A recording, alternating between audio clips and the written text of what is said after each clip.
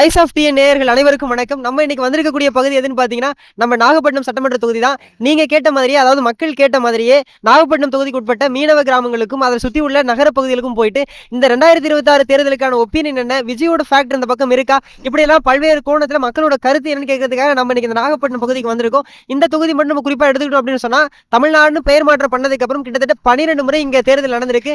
இதுல 5 முறை Marxist communist கட்சியும், 4 முறை ஏடிஎம்கேவும், 2 முறை டிஎம்கேவும், லாஸ்டா ஒன் டைம் விசிகே கூட்டணி, அதாவது டிஎம்கே கூட்டணியில ஆளு ஷானவாஸ் வெற்றி பெற்றிருக்காரு.